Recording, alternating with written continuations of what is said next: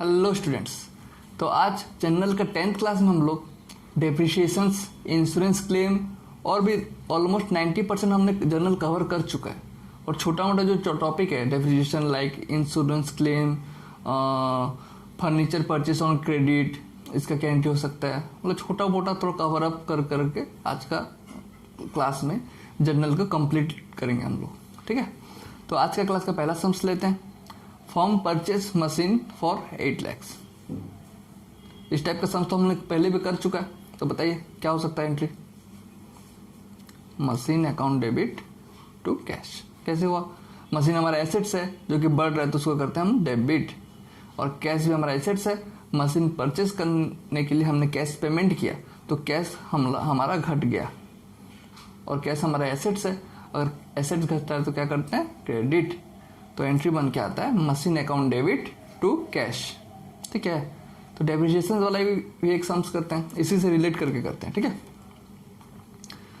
On 31 January 2022 charge depreciation 10% पर annum। 1 जनवरी को machine खरीदे थे हम 8 lakhs का, और उसी में 31 दिसंबर को क्या किया? डेप्रिसिएशन चार्ज किया। तो क्या एंट्री बनेगा देखिए। एक पर एनम 10% है तो कैलकुलेशन भी पर एनम के हिसाब से होगा, और पर एनम इक्वल मतलब 12/12 तो 1 ही होता है। तो उसको मतलब कैलकुलेशन में ऐड करें नहीं करें कोई फर्क नहीं पड़ता। अगर होता 2 months का होता, 6 months का होता तो उस हिसाब से कैलकुलेट करते। यहाँ 1 year का 10% दे ही दिया है डायरेक्टली, तो डायरेक्ट 10% उस पर मार देंगे। तो एंट्री होने से पहले देख लेते हैं क्या क्या आ रहा है इसमें। एक तो डेप्रिसिएशन चार्ज कर रहे हैं जो कि हमारा एक्सपेंस है, और एक्सपेंस बढ़ता है तो उसको करते हैं डेबिट। पढ़े थे ना, एक्सपेंस बढ़ता है तो डेबिट करते हैं। तो इसे मशीन्स हमारा घट रहा है, कितने से घट रहा है? 10% से घट रहा है डेप्रिसिएशन। इस एंट्री करने से पहले डेप्रिसिएशन का मीनिंग जान लेते हैं। डेप्रिसिएशन हर साल the decreasing value of our assets is called depreciation. जिस वैल्यू से हमारा मशीन का वैल्यू घटता है उसको बोलते हैं डेप्रिसिएशन। तो मशीन का वैल्यू इसमें यहाँ पे 10% से घट रहा है, पर एनम 10% से घट रहा है, और वो 10% हमारा एक्सपेंस है। ठीक ना, जैसे कि रियल लाइफ एग्जांपल के साथ समझते हैं। आपने बाइक खरीदा 1 लाख रुपए का, ठीक है, और उसको अगर नेक्स्ट ईयर सेल करने जाएंगे तो 1 लाख आपको मिल जाएगा। मान लीजिए 90,000 में बेचे उसको, 90,000 में सेल कर दिए नेक्स्ट ईयर उसको, तो कितना परसेंट का डेप्रिसिएशन हुआ? 10,000 का डेप्रिसिएशन हुआ। और वो 10,000 कितना परसेंट है? 1 लाख का 10% है। समझ रहे हैं? वो जो 10,000 डेप्रिशिएट किया ना, 10,000 कम प्राइस में बेचे ना, जो 90,000 में बेचे, वो 10,000 आपका डेप्रिसिएशन है जो कि एक्सपेंस है, और एक्सपेंस बढ़ रहा है तो उसको करेंगे आप डेबिट। तो उस हिसाब से एंट्री यहाँ पे हम लोग को बन के आ रहा है depreciation account debit to machine. Depreciation हमारा एक्सपेंस है, वो एक्सपेंस बढ़ रहा है तो उसको कर रहे हैं डेबिट, और मशीन भी हमारा एसेट्स है और वो घट रहा है। कितने से घट रहा है? 80,000 से घट रहा है। और 80,000 कैसे आया देखिए, कैलकुलेशन करके दिखाते हैं। 8 lakhs में जो मशीन खरीदे थे उसका 10% फॉर 1 year इक्वल टू 80,000। समझे ना 80,000 कैसे आया? समझे तो बढ़िया, नहीं समझे तो कमेंट करिए, और अच्छे से न्यू वीडियो में और बेहतरीन ढंग से समझाने का कोशिश करेंगे। ठीक है, उससे नेक्स्ट क्वेश्चन में आते हैं। स्टूडेंट्स, ये लास्ट क्लास है जनरल का। ठीक है, और आज के क्लास में अगर समझने में दिक्कत हो रही है तो सबसे पहले मैं प्रीफर करूँगा प्रीवियस क्लासेस आप अच्छे से देख लीजिए 1 to 9th। उसके बाद आज के क्लास को आगे करिए और अच्छे और बेटर ढंग से आपको समझ में आएगी। ठीक है, इस क्लास का पूरा प्लेलिस्ट भी बनाया हुआ है, आराम से देखिए, एक के बाद एक, सब में डिटेल्स में एकदम छोटे छोटे चीज़ को लेके पढ़ाया गया है। सैलरी क्या होता है, एसेट्स क्या होता है, लायबिलिटी क्या होता है, कैपिटल क्या होता है, सब कुछ इन डिटेल्स है पूरा। गुड्स क्या होता है, तो वो सब करेंगे ना। ये आज का क्लास आपको एकदम बच्चा लेवल लगने लगेगा, इसलिए मैं प्रीफर करूँगा पहले प्रीवियस क्लासेस सब कर लीजिए जो कि प्लेलिस्ट बनाया हुआ है जनरल बोल के, और उसके बाद आज के क्लास को आके करिए। ठीक है, तो नेक्स्ट क्वेश्चन लेते हैं। On 1 July 2022 firm purchase furniture 2 lakhs on creditor. ये भी आप कर ही लेंगे, बट छोटा सा गलती करने का चांसेस है। बताओ क्या करेंगे आप? फर्नीचर टू क्रेडिटर करेंगे, यही सोच रहे थे ना, बट ये होगा नहीं। पहले बताता हूँ इसमें क्या हो रहा है। पहले देखिए, फर्नीचर परचेज कर रहे हैं तो फर्नीचर बढ़ रहा है, और फर्नीचर हमारे एसेट्स है, और एसेट्स बढ़ता है तो उसको करते हैं हम डेबिट करते हैं ना। हाँ, और अगर हम हमारा एसेट्स को क्रेडिट में बेचते हैं तो क्रेडिटर को क्रेडिट नहीं करते हैं, वेंडर को क्रेडिट करते हैं। और सेम चीज़ अगर हम गुड्स के साथ होता ना, हम फर्नीचर टू क्रेडिटर कर देते, नहीं गुड्स टू क्रेडिटर कर देते, परचेज टू क्रेडिटर कर देते। जबकि हम ये हमारा फर्नीचर है वो भी क्रेडिट में परचेज किए हैं, तो हम वेंडर को करेंगे क्रेडिट, और वेंडर हमारा लायबिलिटी है, और लायबिलिटी यहाँ पे बढ़ रहा है क्योंकि क्रेडिट में फर्नीचर परचेज किए हैं, और वेंडर लायबिलिटी है और लायबिलिटी हमारा बढ़ रहा है तो उसको करेंगे क्रेडिट। तो एंट्री बन के आ रहा है furniture account debit to vendor account. Furniture बढ़ रहा है बिजनेस में, एसेट्स है इसलिए उसको करिए डेबिट, और वेंडर हमारा लायबिलिटी है और लायबिलिटी बढ़ता है तो उसको करते हैं क्रेडिट, पूरा का पूरा 2 lakhs। ठीक है, नेक्स्ट क्वेश्चन में आते हैं। नेक्स्ट क्वेश्चन में आने से पहले एक नोट लिख लीजिए। अभी जो बोला ना गुड्स होता तो क्रेडिटर करते, और अगर एसेट्स है तो वेंडर को क्रेडिट करेंगे, उसका नोट्स लिख लीजिए आप अच्छे से। ठीक है, if goods purchase on credit तो एंट्री आता है हमारा purchase account debit to creditor. और सेम चीज़ अगर परचेज नहीं करेगा, हम एसेट्स परचेज करते ऑन क्रेडिट में, यहाँ पे देखिए गुड्स परचेज ऑन क्रेडिट किए थे, बट हमें एसेट्स परचेज ऑन क्रेडिट, तो हमारा एंट्री बन के आता है furniture account debit to vendor, जो कि हम ऊपर किए। सेम जगह पे गुड्स होता तो परचेज कर देते, अगर कोई एसेट्स है तो एसेट्स का नाम लिख के क्रेडिट कर देंगे वेंडर को। ठीक है, समझ रहे हैं ना। उसे नेक्स्ट क्वेश्चन में आते हैं। चार्ज डेप्रिसिएशन, ये स्टूडेंट स्पेलिंग गलत लिखा हुआ है, चेंज नहीं होकर चार्ज होगा। ठीक है, चार्ज डेप्रिसिएशन 10% पर annum ऑन फर्नीचर। ये जो फर्नीचर खरीदे था ना 2 lakhs का 1 जुलाई को, तो आज के दिन उसका डेप्रिसिएशन चार्ज करेंगे 10% पर annum है। अगर क्वेश्चन में डेट नहीं दिया है तो एज्यूम करेंगे 1 जुलाई को खरीदे थे, डेप्रिसिएशन भी चार्ज कर रहे हैं 1 जुलाई को ही नेक्स्ट ईयर का। ठीक है, तो सिंपली 2 lakhs का 10% चार्ज कर देंगे और डेप्रिसिएशन को बढ़ा देंगे, जो कि एक्सपेंस है तो डेबिट करेंगे, और फर्नीचर को कम कर देंगे उसी अमाउंट से 10% से, 2 lakhs का 10% से, तो उसको वो हो जाएगा हमारा क्रेडिट। तो एंट्री बन के आ रहा है depreciation account debit to furniture account 10,000। समझ रहे हैं ना। ये 10,000 नहीं होगा 20,000 होगा, क्योंकि फर्नीचर तो हमने 2 lakhs का खरीदा होता ना, तो जो डेप्रिसिएशन भी 2 लाख के 10% कितना होता है? 2 lakhs इंटू 10% 20,000 होता है, तो अमाउंट यहाँ पे आ जाएगा 20,000। ठीक है, समझ रहे हैं ना। उसी नेक्स्ट क्वेश्चन में आता है। On 1 September 2022 firm purchase building for 10 lakhs from रूपक से 10 lakhs का बिल्डिंग फर्म ने परचेज किया, और 3 lakhs paid in cash and 5 lakhs paid by cheque. ये तो सिंपल ही है, इस तरह के तो बहुत बार कर चुके हैं 7-8 क्लास में भी। ठीक है, तो एंट्री क्या बन के आ रहा है?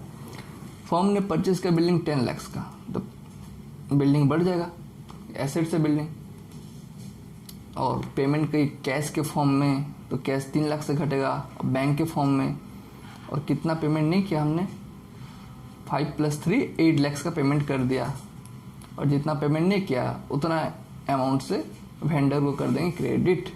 यहाँ पे वेंडर का नाम दिया हुआ है रूपक, तो वेंडर का नाम भी लिख देंगे रूपक। समझ रहे हैं।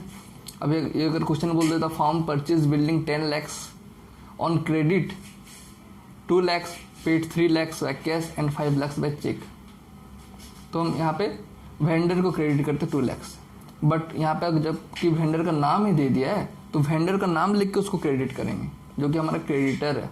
बट ये हमारा एसेट्स परचेस किए हैं जो कि बिल्डिंग है, इसीलिए हम इसको वेंडर का नाम वेंडर लिख रहे हैं। नाम होता तो नाम ही लिखते। अगर यहाँ पे नाम नहीं होता और एसेट्स की जगह हम गुड्स परचेस किए होते तो वेंडर की जगह क्या लिखते बताइए। प्रीवियसली हमने नोट में क्या लिखा था, वेंडर की जगह हम यहाँ लिखते क्रेडिटर। समझ रहे ना, सिंपल ही है, कुछ नहीं है। देखिए बिल्डिंग बिजनेस में आया तो बिल्डिंग को बढ़ा दिए जो कि हमारा एसेट्स है, और कैश में पेमेंट किए तो कैश को घटाए, और चेक में पेमेंट किए तो बैंक से घटाए, और कहाँ गया, और 2 लाख का पेमेंट नहीं किए जो कि हमारा क्रेडिटर बढ़ रहा है। और क्रेडिटर इसलिए बढ़ रहा है कि हमने एसेट्स खरीदा हुआ है, तो वेंडर को करेंगे हम लोग क्रेडिट। सिंपल। नेक्स्ट क्वेश्चन में आते हैं उसे, बिल्डिंग खरीदा हमने 10,000 में, और कब खरीदा था 1 सितंबर को, याद रखिए। नेक्स्ट क्वेश्चन इसके साथ पूरा लिंक है, ठीक है। 1 सितंबर को बिल्डिंग खरीदा था 10 लाख का। कितना पेमेंट किए थे नहीं किए तो अलग बात है, क्योंकि डेप्रिसिएशन में पेमेंट कितना किए थे नहीं किए तो उसका क्या काम। डेप्रिसिएशन जिस परसेंटेज में घट रहा है उस परसेंटेज में ही घटेगा, चाहे आप पेमेंट पूरा कर दे कि नहीं कर दे, ठीक है। डेप्रिसिएशन तो उतना ही गिरेगा। तो 1 जुलाई को खरीदे थे, नहीं 1 सितंबर को खरीदे थे 10 लाख का, यहाँ लिख देते हैं, याद रहेगा। 1 सितंबर को 10 लाख का बिल्डिंग खरीदे थे, ठीक है। तो अभी प्रेजेंट सिनेरियो क्या है, 31 दिसंबर को charge depreciation 20% per annum on building. Entry तो सेम ही है, कैलकुलेशन में थोड़ा डिफरेंस आएगा, क्योंकि इससे पहले जितना भी डेप्रिसिएशन हम लोग चार्ज कर रहे थे ना 1 साल का कर रहे थे, तो इसलिए मंथ वाइज कैलकुलेशन नहीं कर रहे थे। जितना 10 लाख का 10% 10,000 1 लाख लिख के काम खत्म कर देते। बट इसमें 1 साल में कैलकुलेशन डेप्रिसिएशन चार्ज नहीं किया है। 1 सितंबर से लेके 31 दिसंबर जितना मंथ होता है ना उतना मंथ का डेप्रिसिएशन चार्ज हुआ है। 1 साल का तो 20% है मानते हैं, बट इतना मंथ का डेप्रिसिएशन कितना होगा। 1 सितंबर से 31 दिसंबर कैलकुलेट करिए कितना मंथ होता है। पहले एंट्री देख लेते हैं फिर अमाउंट कर लेंगे, ठीक है। तो एंट्री में तो पहले depreciation account debit to building, no doubt यही होगा, क्योंकि अभी तक यही पढ़े क्या। देखिए डेप्रिसिएशन हमारा एक्सपेंस है, बढ़ रहा है तो उसको करेंगे डेबिट, और बिल्डिंग हमारा एसेट्स है, और 20% पर एनम के हिसाब से एसेट्स का वैल्यू गिर रहा है, तो उतना वैल्यू को बिल्डिंग से हम हटाएंगे। समझ रहे ना। तो एंट्री तो ये बन कर depreciation account debit to building. But ये अमाउंट कैसे आया, देखिए हम बता रहे हैं। अमाउंट ऐसे आया, 10 लाख का बिल्डिंग था, उस पर 20% का डेप्रिसिएशन लग रहा है। कितने मंथ के लिए, 1 सितंबर से 31 दिसंबर कैलकुलेट करिए कितना मंथ होता है। सितंबर से अक्टूबर, नवंबर, दिसंबर, 3 मंथ्स के लिए, तो इंटू 3/12 जितना मंथ होगा उतना मंथ करिए। अभी अगर यहाँ पे बोलता कि दिसंबर नहीं फरवरी है तो और 5 मंथ्स का कर लेते। इतना करके देखिएगा आंसर ये आएगा, 10 lakh into 20% into 3/12 equal to 6667। ठीक है। उससे नेक्स्ट क्वेश्चन में आता है, goods costing 5000 lost due to fire. ये भी सिंपल है। देखिए 5000 रुपये आग लगने के कारण बर्बाद हो गया, क्या एंट्री बनेगा बताइए। कुछ तो दिमाग लगे, सब कुछ मैं ही बता दूंगा तो फिर क्या ही टीचर हूँ मैं। आप भी बताइए।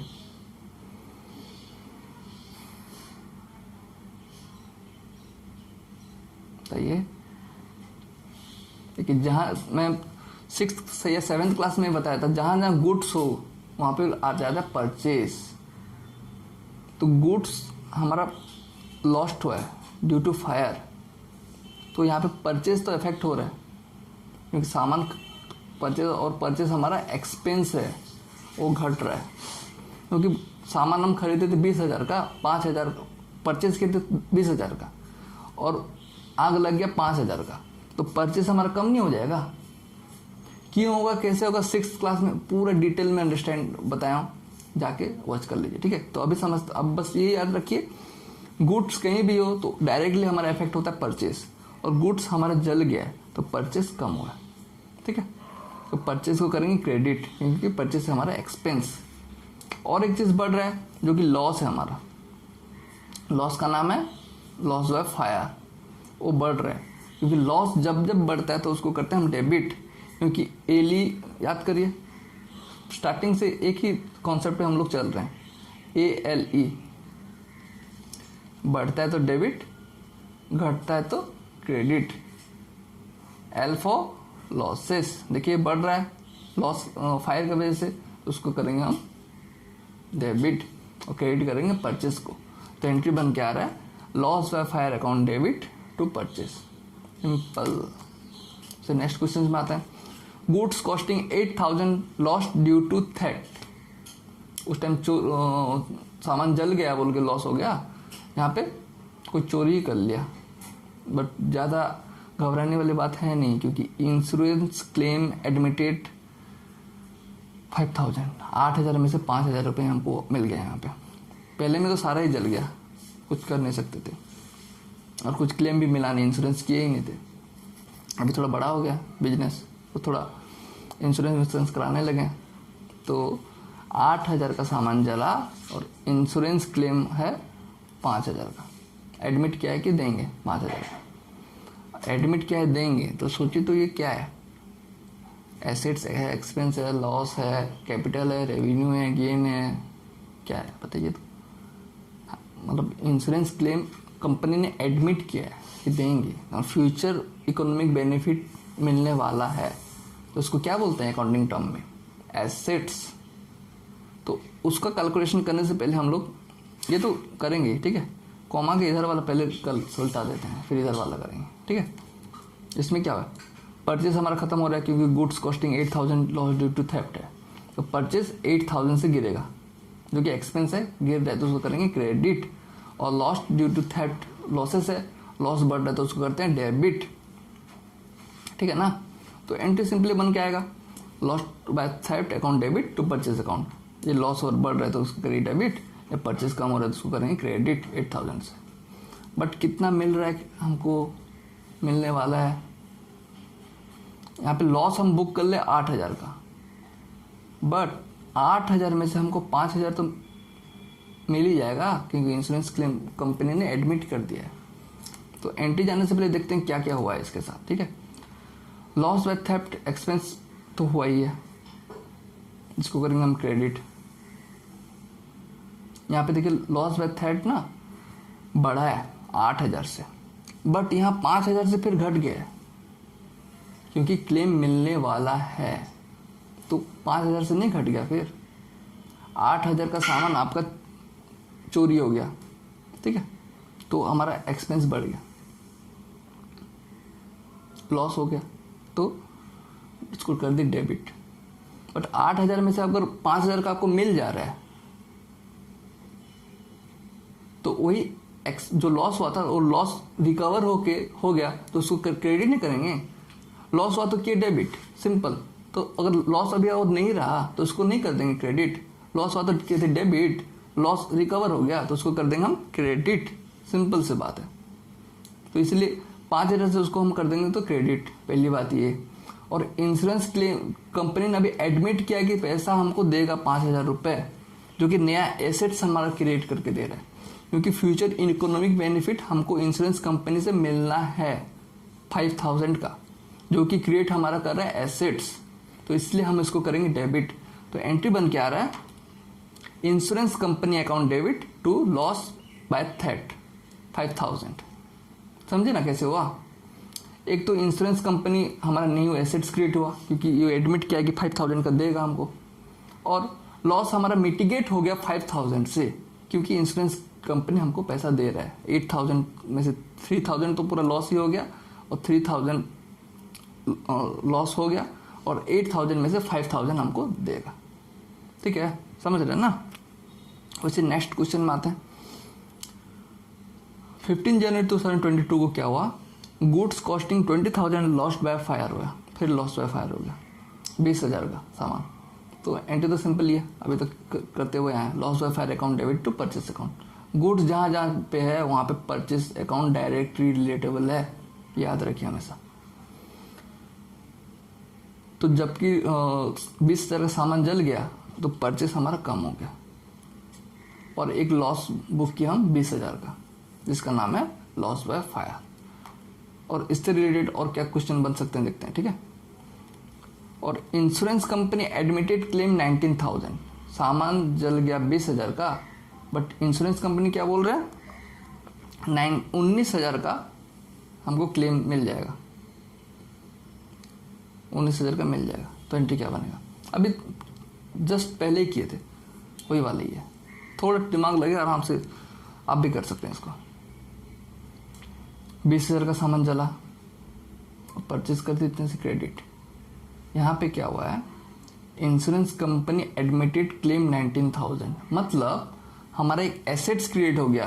क्यों कि इंश्योरेंस कंपनी ने प्रॉमिस किया कि हमको 19,000 रुपये देगा और फ्यूचर इकोनॉमिक बेनिफिट मिलना रहता है, तो एसेट्स बनता है और एसेट्स बढ़ता है तो क्या करते हैं, उसको डेबिट करते हैं।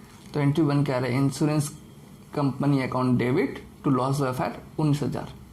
इसको क्यों हम क्रेडिट किए, अभी थोड़ी देर पहले समझा, फिर से समझाता हूँ। देखिए हम उसको 20,000 से डेबिट किए हुए थे क्योंकि हम सोच रहे थे 20,000 का लॉस हो गया, बट 20,000 का हुआ ही नहीं है क्योंकि इंश्योरेंस क्लेम तो मिल रहा है 19,000 का। तो 20,000 में से 19,000 को हम कर दिए क्रेडिट, तो अल्टीमेटली हमारा लॉस कितना हुआ, ओनली 1,000 नॉट 20,000, 1,000 का ही लॉस हुआ क्योंकि इंश्योरेंस क्लेम तो मिल ही रहा है 19,000 का, समझ रहे हैं। उससे नेक्स्ट क्वेश्चन में आते हैं। 30 January 2022 firm receive payment from insurance company by cheque. पहले तो लॉस बाय फायर हुआ 20 का, उसके बाद क्या हुआ, इंश्योरेंस कंपनी एडमिट किया कि हमको 19,000 रुपये पेमेंट देंगे। अभी तक दिया नहीं है, एडमिट किया, बस देगा। अभी क्या हुआ, पेमेंट दे दिया, firm receive payment from insurance company by cheque, payment अभी दे दिया। तो हम इंश्योरेंस कंपनी का नाम का जो एसेट्स हम बढ़ा के रखे थे 19,000 से, उसको अभी 19,000 से गिरा देंगे क्योंकि पेमेंट मिल गया भाई। तो अभी एसेट्स तो रहा नहीं हमारे पास, पेमेंट मिल गया, चेक के फॉर्म में मिला और चेक हमारा एसेट्स है और एसेट्स बढ़ता है तो उसको करते हैं डेबिट। तो एंट्री बन के आता है bank account debit 19,000 to insurance company 19,000। अब सब लेन देन खत्म। देखिए पहले लॉस बाय फायर हुआ 20 का, तो एंट्री मारे लॉस बाय फायर, क्या मारे बताइए, टू परचेस। उसके बाद क्या हुआ, आप भी कुछ बताइए, कॉपी में लिख रहे हैं तो, हाँ, loss by fire to purchase की। उसके बाद हुआ इंश्योरेंस क्लेम, बोला 19,000 रुपये क्लेम दे देंगे आपको। तो एंट्री बन के आया insurance claim account debit to loss by fire 19,000। वो एसेट्स क्रिएट हुआ और 19,000 से हमारा लॉस बाय फायर गिर गया। अल्टीमेट लॉस कितना हुआ 1,000 का। अभी क्या हुआ, इंश्योरेंस कंपनी ने पैसा दे दिया पूरा 19,000 रुपये, तो पैसा चेक के फॉर्म में दिया तो बैंक अकाउंट बढ़ेगा और इंश्योरेंस क्लेम जो 19,000 का बढ़ा के रखे थे उसको गिरा देंगे क्योंकि अब वो एसेट्स नहीं रहा, क्योंकि पैसा पूरा दे दिया और कुछ हमको देना नहीं है, सब लेन देन खत्म। तो उसको 19,000 से हम लोग घटा दिए, ठीक है। यहीं पे इंश्योरेंस कंपनी का ये वाला कहानी खत्म। अब कुछ नया देखते हैं और क्या क्या हो रहा है। गुड्स कॉस्टिंग 80,000, जो selling price 95,000 lost due to fire. ये बताइए, आपको बताना पड़ेगा। एंट्री सही बता देंगे बट जो अमाउंट है वो गलत बताने के चांसेस है। अब बताइए तो इसमें जो अमाउंट है इसमें 80,000 आएगा कि 95,000 आएगा।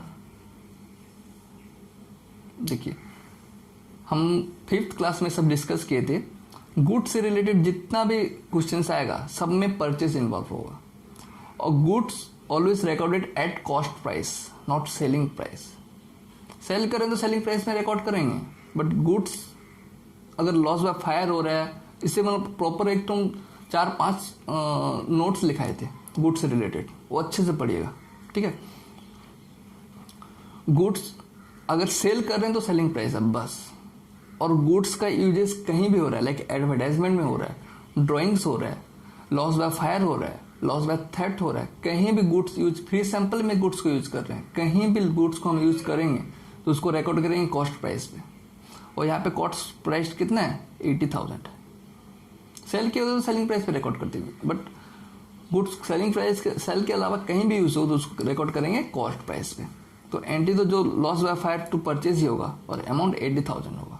यहाँ पे ट्रिक ये था स्टूडेंट्स कि कौन सा प्राइस पे रिकॉर्ड करते हैं, एग्जाम में ध्यान दीजिएगा, इससे गलती हो जाती है, ठीक है।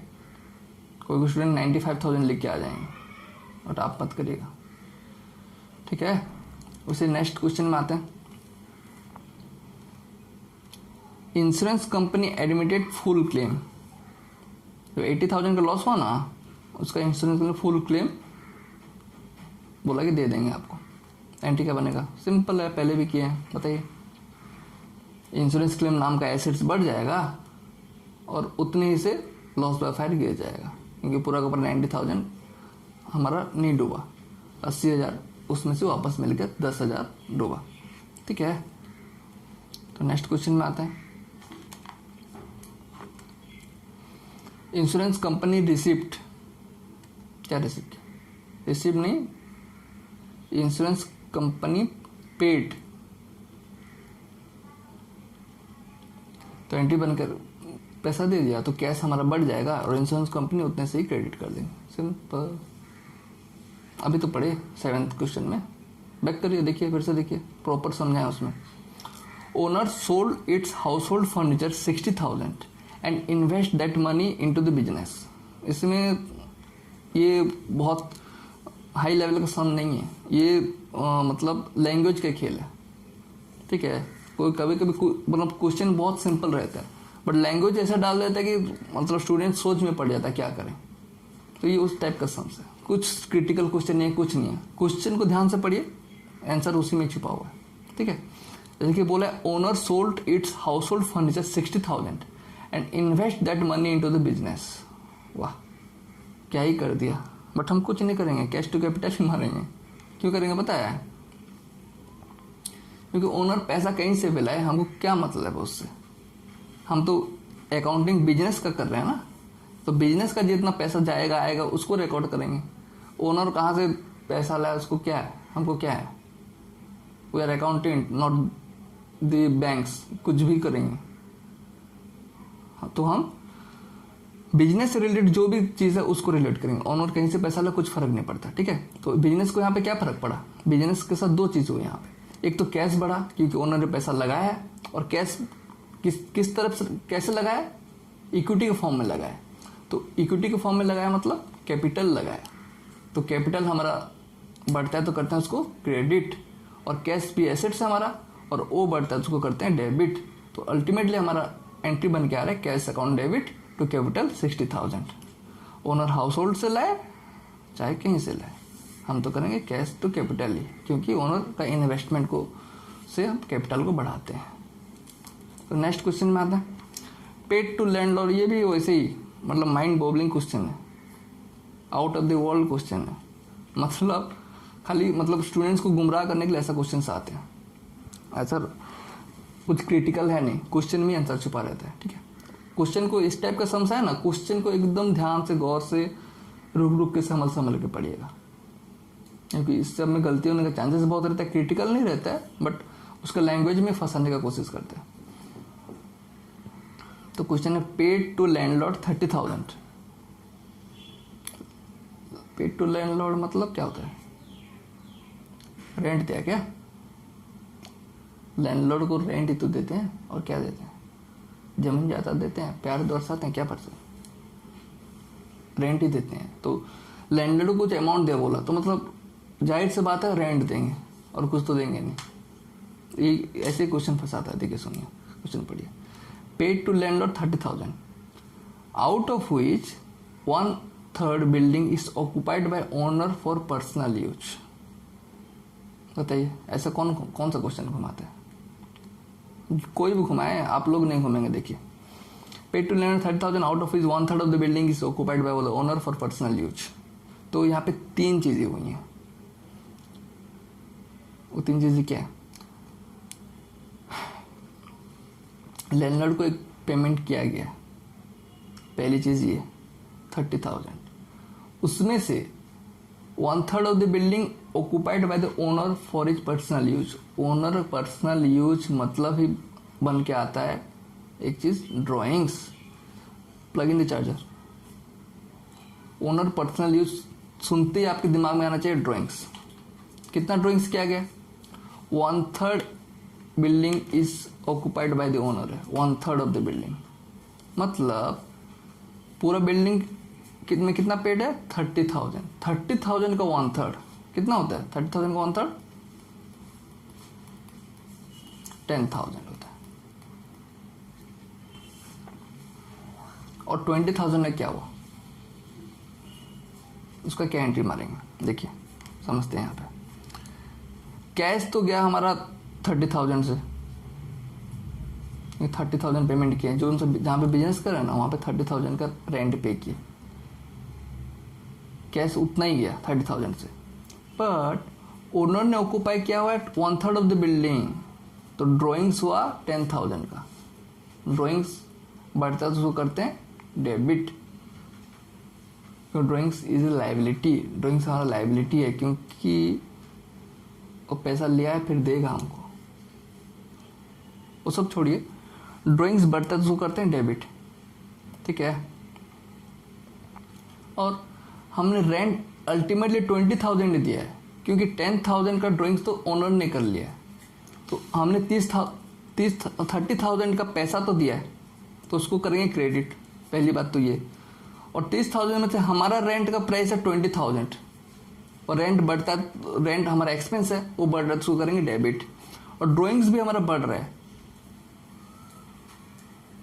तो ड्राइंग अगर बढ़ता है तो क्या करते हैं उसको डेबिट, क्योंकि ड्राइंग्स एक लाइबिलिटी है, लाइबिलिटी यहाँ पे घट रहा है तो उसको करेंगे डेबिट। तो अल्टीमेटली एंट्री बन के आ रहा है rent account debit 20,000, drawing account debit 10,000 to cash 30,000। हमारा कैश 30,000 गया, उसमें से 10,000 ड्राइंग्स हुआ क्योंकि ओनर ने 1/3 ऑफ द बिल्डिंग ऑक्यूपाई करके रखा है फॉर इज पर्सनल यूज। और रेंट 30,000 में से 10,000 गया तो 20,000 हम रेंट पेमेंट कर रहे हैं जो कि एक्सपेंस है, और वो बढ़ता है तो करते हैं उसको डेबिट। तो आज के क्लास में जनरल का पूरा कंप्लीट कर लिया है, और छोटा मोटा कुछ आपको डाउट हो तो कमेंट सेक्शन में बताइए। प्रॉपर डाउट सेशन एक लेंगे, सबका क्वेश्चन को सम अप करेंगे और एक डाउट सेशन रखेंगे, उसमें वही क्वेश्चन का आंसर किया जाएगा जो कि कमेंट सेक्शन में पूछा गया रहेगा। ठीक है स्टूडेंट्स, आज की क्लास को ही रखते हैं। टाटा।